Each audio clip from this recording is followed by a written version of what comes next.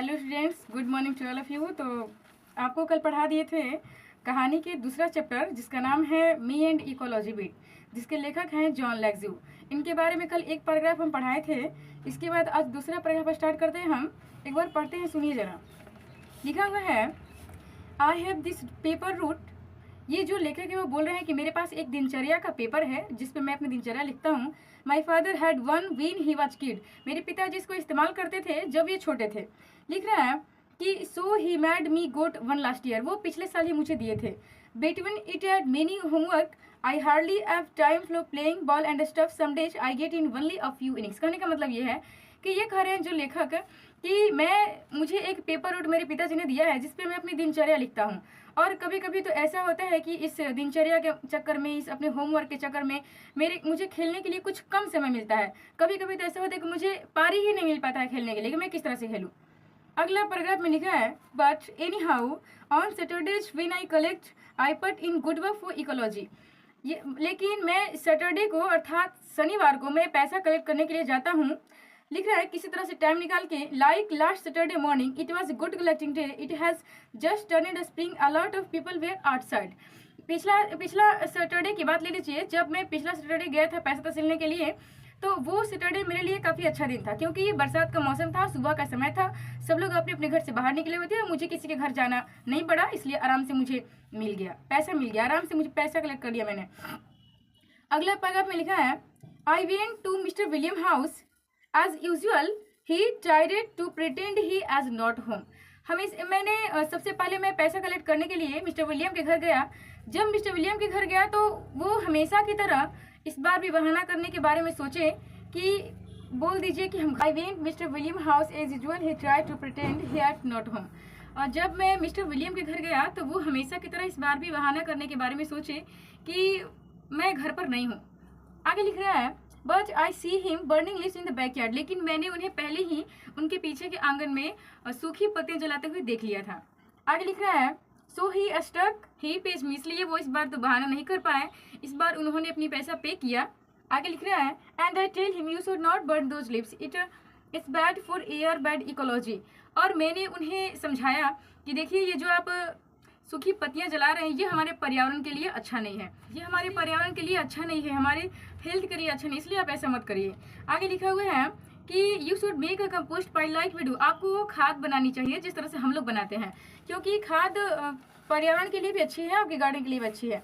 आगे लिख रहा है, he does not agree or hang his head in shame.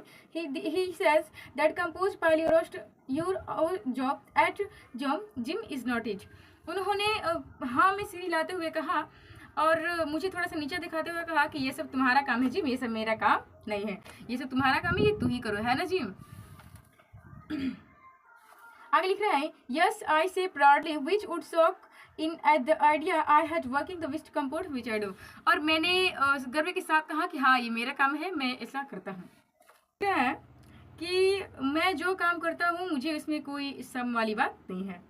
लिख रहा है कि Mister Williams is well, don't you take a little more trouble with it, but enough dirt on top of each layer, they we don't have this nose pollution. उन्होंने मुझसे कहा कि क्या तुमको गंध नहीं आती है, क्या तुमको अच्छा लगता है सब काम करने में? तो मैंने कुछ नहीं कहा। आगे लिख रहा है कि हाँ I said you mean noise pollution, no he says I mean your compost smells of the whole street.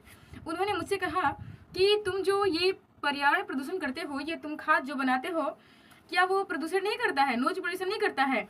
तो मैंने उनसे कहा कि क्या नॉइज पोल्यूशन मतलब ध्वनि प्रदूषण? तो उन्होंने कहा नहीं नहीं, ध्वनि प्रदूषण नहीं, नॉइज पोल्यूशन। कहने का मतलब ये है कि जब तुम लोग अपनी घर में ये सब खाद बनाते हो, ये सब चीज़ करते हो, तो उस रास्ते से आने जाने वाले लोग नहीं जा पाते हैं, नॉइज पोल्यूशन होता है। कहने का मतलब कि स्मेल बर्दाश्त नहीं होता, लोगों से नहीं आ जा पाते हैं उस रास्ते से लोग। आगे लिख रहा है कि माई फीलिंग्स आर हर्ट। मेरी जो जिम कर रहे हैं, लेखक कर रहे हैं कि मेरी भावना को थोड़ी ठेस पहुंची, मुझे अच्छा नहीं लगा उन्होंने ऐसा बोला तो, but that does not stop me and for trying again. लेकिन मैंने कुछ नहीं किया और मैं फिर से कोशिश करने लगा उन्हें समझाने के लिए। लिख रहा है कि go to collect for Mrs Greeny. अब मैं समझाने के बाद उनको मैं मिसेज ग्रीनी के घर गया।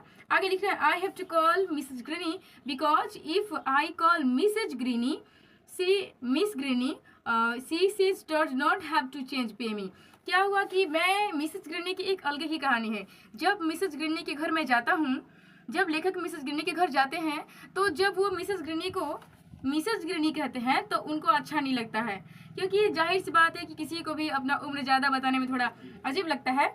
यानी जिम ने कहा है, लेखक ने कहा है कि जब मैं मिसेस ग्रीनी के घर जाता था तो उनको मिसेस ग्रीनी नहीं कहता था, क्योंकि जब मैं मिसेस ग्रीनी उनको कहता था तो वो बोलती थी कि तुमको देने के लिए मेरे पास छूटे पैसे नहीं है, वो बहाना करती थी और मुझे वहाँ से जाना पड़ता था। यानी कहने का मतलब ये है कि किसी भी इंसान को अपने से कम उम्र बोलना अच्छा लगता है, ज़्यादा उम्र कहना अच्छा नहीं लगता, इसलिए मैं उनको मिस ग्रीनी कह के बुलाता, क्या मिस ग्रीनी कह के बुलाता था, ताकि उनको अच्छा लगे और वो प्रेम से अपना पैसा दे दे। आगे लिख रहा है, She is putting her garbage out for the weekly pickup on Monday. जब मैं उनके घर गया, जब मैं मिसेस ग्रीनी के घर गया तो मैंने देखा कि वो एक प्लास्टिक में कुछ बांध रही थी साप्ताहिक कुछ जाने के लिए। जब वीकेंड होता है तो वो कहीं कहीं घूमने जाती है, तो उसमें एक प्लास्टिक में अपना सब कुछ बांध रही थी। आगे लिख रहा है कि she goes away on weekends, so Saturday and Sundays we have to look at the big plastic garbage bags on her lawn, but I don't see anything about it, I just look at garbage। कहने का मतलब ये है, ये बोल रहा है कि जब वो सैटरडे को अपनी वीकेंड्स के लिए घूमने के लिए जाती हैं तो अपने घर की सारा कूड़ा कचरा को एक प्लास्टिक में कर देती हैं और अपने घर के बगल में द्वार पे गेट पे रख देती हैं। अब क्या है कि 2 दिन वो नहीं रहती हैं, सैटरडे और संडे को नहीं रहती हैं, तो क्या करना पड़ता है कि मुझे ही उनकी जो कूड़ा कचरा है, जो उनके जो प्लास्टिक में करके रखी रहती है, उसको देखना पड़ता है कि ताकि कोई जानवर ना उसे नुच फाड़ दे, उसे खराब ना कर दे, कहीं इधर उधर ना हो जाए। लेकिन मैं उनसे कुछ नहीं करता इस बारे में। लिखा है, She says to me, go pick up and the gum wrapper you throw on my lawn, put it on plastic bag. Did not any teach you not to litter? और मैं लेखा कह रहे हैं कि मैं उनको क्या बोलूँ, उनसे पहले तो वो ही मुझे बोलना स्टार्ट कर दी। उन्होंने मुझसे कहा कि देखो जिम, क्या तुमको किसने नहीं सिखाया है, ये जो तुम गम गोंद का जो प्लास्टिक है, जो डिब्बा है, जो इस्तेमाल करते हो, उसको रखना चाहिए, मतलब अपने पास रखना चाहिए, कहीं डस्टबिन में फेंकना चाहिए। तुम इधर उधर फेंक देते हो, मेरे घर में आ जाता है, इधर जाता है, उधर आ जाता है।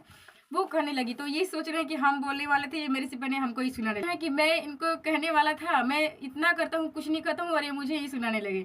तो वे चुपचाप थे, कुछ बोले नहीं। आगे लिख रहा है, I hold my temper and pick up a gum wrapper put in bag. मैंने अपने गुस्से को थोड़ा कंट्रोल में किया और उसे जो गम रेपर था, पता ना कहीं से उड़ के आ गया होगा, उसको मैंने लिया और अपने बैग में रख लिया ताकि वो कुछ आगे ना बोले। लिख रहे देन इसी से, and there law in town about keeping dogs on leash. Jim सुनो कि ये शहर में एक नियम है कि जो भी मतलब कुत्ते रखते हैं लोग, उसको अपनी रस्सी से घर में बांध के रखते हैं। क्या तुमको किसी ने नहीं सिखाया है, अपने कुत्ते को रस्सी से बांध के अपने घर में रखा करो, ये इधर उधर फांदता है, कुत्ता है। लिख रहे did not anybody teach you. लिख रहा है कि about keeping dogs on leash, so why is yours always over the place, that dog dips up my garden, messes up my guard. वो सुना रही है कि देखो जी, तुम्हें क्या किसी ने नहीं सिखाया है कि अपने कुत्तों को रस्सी से बांध के रखना चाहिए, क्योंकि जो तुम्हारा कुत्ता है वो इधर उधर फांदते रहता है, मेरे घर को, मेरे आंगन को, मेरे गार्डन को, बागीचा को कोड़ खान करते खराब कर देता है। ये तुमको ये समझना चाहिए कि यदि मार्केट में, बाजार में रह रहे हैं तो उसको हम क्या करें, उसको बांध के रखें रस्सी से। ये शहर का नियम है, तुमको समझना चाहिए। तुम्हारे पास इतना भी दिमाग नहीं है।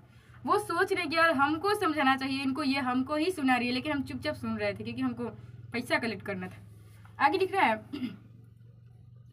कि well I say but I can't think anything to go it, then I see spelling newspaper next to her garbage bag. मैं उनसे कुछ नहीं बोला, चुपचाप सुनते रहा, और मैंने उन्हें देखा कि वो कुछ न्यूज़पेपर था, अखबार था, इसके साथ साथ कुछ एल्युमिनियम कैंस थे जिसको वो प्लास्टिक में रख रही थी, कचरा में रख रही थी। मैंने उनसे कहा कि देखिए आप इस तरह से मत करिए, ये बहुत ही खराब चीज़ है, ऐसे नहीं करना चाहिए, ये सब रिसाइकल होने वाला चीज़ है। लिख रहा है, listen Mrs Greeny, I save those papers for a school pickup and they can be made into new paper, save aluminium cans too. मैंने उनसे कहा कि देखिए मिसेस ग्रीनी, आप ये जो एल्युमिनियम कैंस है, जो ये चीज़ें हैं, उसको ऐसे मत करिए, मतलब उसको